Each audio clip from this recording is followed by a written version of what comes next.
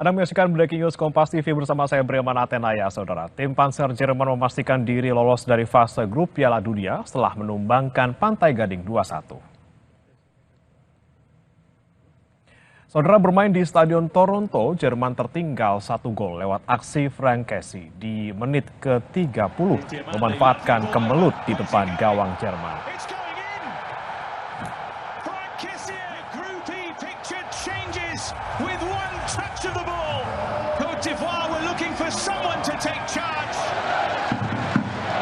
Tim Panser Jerman baru bisa membalas di menit ke-68 lewat gol Deniz Undav menyontek umpan matang Nadim Amiri.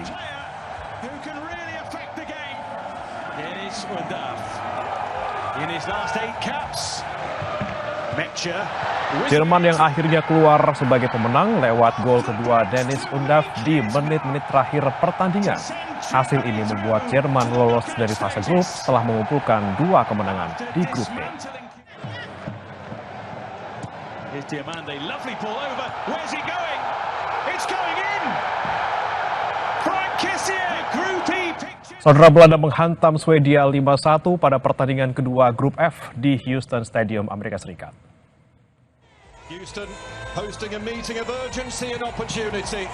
Baru masuk babak pertama, skuad asuhan Ronald Koeman langsung memegang kendali permainan. Belanda sukses memborong 2 gol cepat masing-masing pada menit ke-5 dan menit ke-17. Dominasi tim oranye berlanjut di babak kedua. Bintang Liverpool Cody Gakpo ikut mencetak brace atau 2 gol pada menit 47 dan 54. Swedia sempat memperkecil ketertinggalan lewat gol Anthony Elanga. Pesta gol Belanda akhirnya ditutup pada menit 89. Skor 5-1 bertahan hingga laga usai, sekaligus mengantarkan Belanda ke puncak klasemen sementara grup F dengan koleksi 4 poin.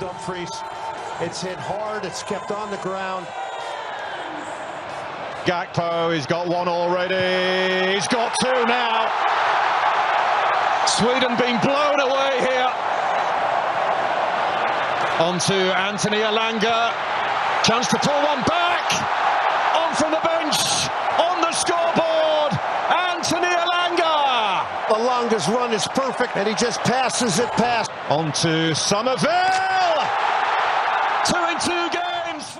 Pendukung timnas Jepang dan Tunisia berpesta di Monterrey, Meksiko menjelang match kedua. Jepang dan Tunisia akan berhadapan dalam penentuan lolos ke fase gugur.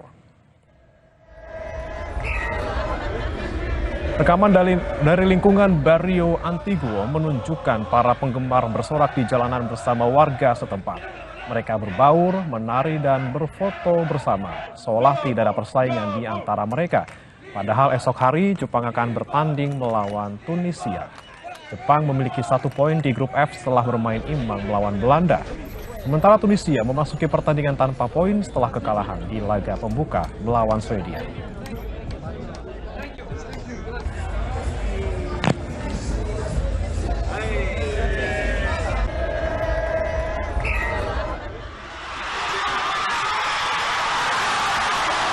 Penggemar timnas Brasil merayakan kemenangan 3-0 atas Haiti di pantai Copacabana, Rio de Janeiro pada Jumat malam waktu setempat.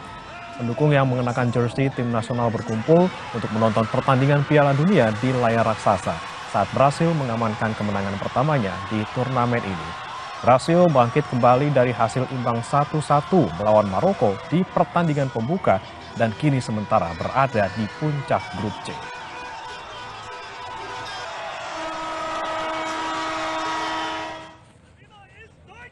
Supporter timnas Jerman merayakan kemenangan timnya atas Pantai Gading 2-1. Meskipun hanya menang tipis, tapi para supporter menyebut Jerman bermain luar biasa. Supporter timnas Jerman juga mengapresiasi permainan tim lawan Pantai Gading dengan kerja kerasnya. Saudara, 2 tuan rumah yakni Meksiko dan Amerika Serikat telah memastikan diri lolos ke 32 besar Piala Dunia 2026. Satu negara lain yang mengikuti langkah AS dan Meksiko adalah Jerman.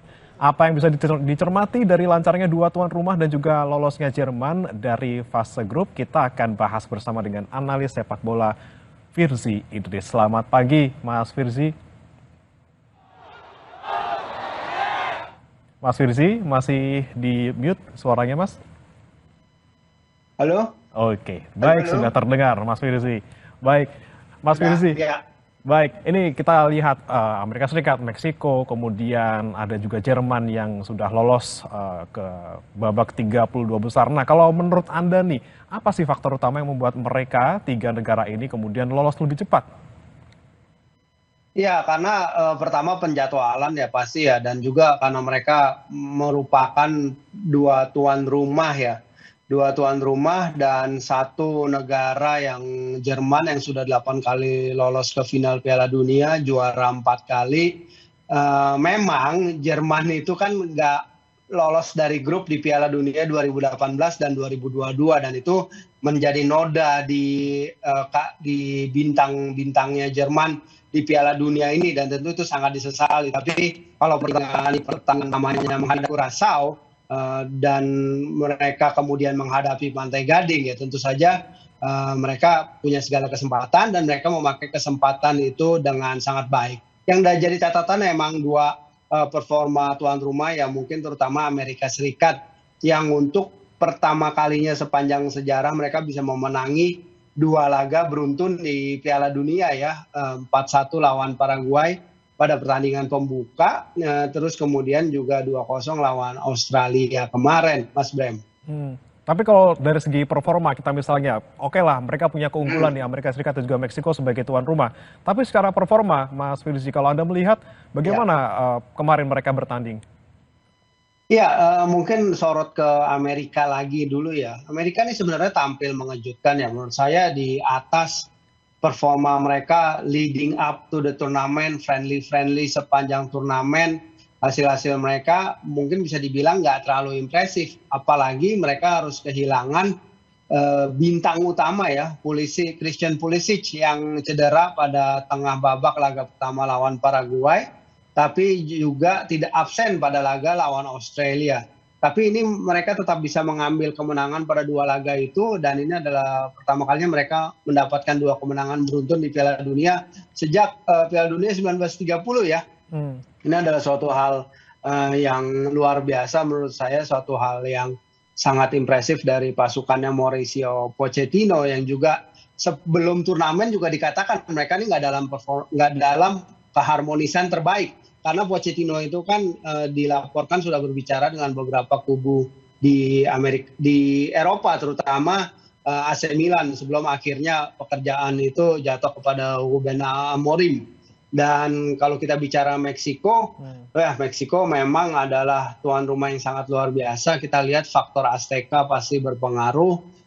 Kemenangan lawan Korea, kemenangan solid, walaupun gol berawal dari kesalahan kiper Korea, cuman tetap saja apa yang mereka pertunjukkan pada laga itu adalah kemenangan yang sangat-sangat berharga, Mas Brek. Tapi kalau kita lihat ke depannya gitu, Mas Firzi, di babak 32 besar ini, Amerika Serikat dan Meksiko seperti apa? Pastikan lawannya kan berbeda dibandingkan dengan penyisihan grup. Apakah mereka juga masih akan melakukan ataupun menampilkan performa yang impresif? Ya, ini sebenarnya pathway-nya itu kan udah ada ya, artinya jalur menuju finalnya udah ada ya. Jadi Meksiko akan ketemu peringkat ketiga dari grup C, E, F, H atau I. Sementara Amerika Serikat itu akan bertemu peringkat ketiga juga dari grup B, E, F, I atau J. Nah ini kan permutasinya masih ada banyak nih ya, jadi kita masih belum tahu persis mereka akan ketemu siapa. Cuman home advantage akan bisa berbicara menurut saya, karena kita lihat di Piala Dunia 2002 Korea Selatan, jadi ketika itu tim Asia pertama yang menembus semifinal dari suatu Piala Dunia. Di Rusia 2018 tuan rumah menembus hingga perempat final, bahkan mengalahkan Spanyol waktu itu di babak adu penalti di babak 16 besar. Jadi menurut saya mereka tuan rumah ini, faktor tuan rumah apalagi di Amerika Serikat dengan stadionnya yang luar biasa besar, dengan iklimnya juga yang memengaruhi mungkin pemain-pemain dari Eropa atau pemain-pemain dari negara Skandinavia, ini mungkin akan bisa berperan di babak 32 besar dan seterusnya nanti, Mas Bram. Oke, faktor tuan rumah nih masih bisa menjadi unggulan nih antara Amerika Serikat dan juga Meksiko. Tapi Mas Firzi, kalau kita soroti mungkin tim-tim lain yang besar seperti Argentina, kemudian Prancis, ada Inggris. Nah, ini akan lolos juga nggak di fase grup di pertandingan kedua ini? Ya, seharusnya selayaknya mereka bisa lolos ya. Kayak kita lihat salah satu favorit juara Inggris, kemenangan hebat juga lawan Kroasia ya. Gol-golnya luar biasa, itu mungkin salah satu pertandingan paling menarik di turnamen kali ini. Terus kemudian kalau kita bicara Argentina, tentu saja dengan faktor Messi, apapun bisa terjadi ya. Mereka punya kombinasi unik antara pemain-pemain garda lama mereka dalam diri Messi, Otamendi, dan lain-lain, tapi mereka ada juga pemain yang mulai naik daun seperti Valentin Barco, dan juga ada juga Nico Paz dan lain-lain. Thiago Almada sekarang berada dalam usia emas. Julian Alvarez sekarang berada dalam usia emas bersama juga Lautaro Martinez, Enzo Fernandez dan kawan-kawan. Jadi mereka walaupun kehilangan misalnya Angel Di Maria dari angkatan 2022, tapi seharusnya mereka masih punya kans yang bagus untuk setidaknya menatap semifinal dengan kualitas yang mereka miliki ya. Walaupun memang secara penjaga gawang Dibu Martinez juga lagi membawa cedera jari ya. Dia kemarin kan baru patah jari itu, jadi mungkin nggak 100% fit soal itu. Sementara Martinez perannya di Piala Dunia 2022 sangat besar sekali.